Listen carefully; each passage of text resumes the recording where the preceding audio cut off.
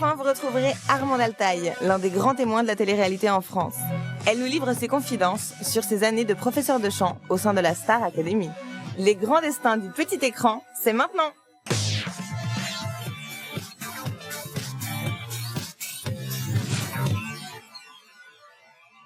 Il est maintenant temps de retrouver l'un des grands témoins de la télé-réalité en France. Elle est la prof de chant la plus célèbre de France, avec un look unique, un talent pour dénicher les plus belles voix et des cours de technique vocale qui sont restés cultes dans la télé-réalité. Elle a vécu la grande aventure de la Starac et a permis de révéler de grands talents. Et pour nous, elle revient en exclusivité sur le succès retentissant de la Star Academy. Voici la mythique Armande Altaï. Bonsoir Armande. Bonsoir. Bonsoir, bienvenue. Prenez place. Merci. Alors Armande, vous êtes l'une de nos grands témoins. Vous avez été l'une des premières à participer à une télé-réalité musicale, la Star Academy. C'était pas une première télé-réalité. Il y avait eu le loft avant et là, c'était un télécrochet. On n'employait pas ce mot au début. C'était un reportage. On voyait des élèves prendre des cours. C'est la seule émission de télécrochet où on voyait les cours. C'était quand même formidable. Au début, les gens faisaient les exercices. Mais ils me font toujours les ouin-ouin en tierce majeure dans la rue. C'était quoi, rappelez-nous, le ouin-ouin, c'était quoi? Ouin, ouin, ouin, ouin, ouin, do, mi, sol, do, le do majeur, voilà. Et le qui, là, et la cocotte kiki. Voilà, les gens se sont passionnés, c'était merveilleux. Parce que tout d'un coup, les gens se sont rendus compte qu'il n'y avait pas de fatalité, qu'on pouvait avec le travail, on pouvait se transformer, devenir quelqu'un. C'était extraordinaire.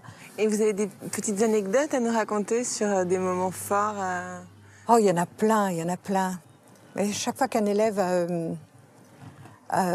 s'est dépassé, je revois Jean-Pascal qui avait sur le dos le rôle d'Auguste, alors ça l'oppressait. Mais en fait, c'était un super chanteur, il allait très vite.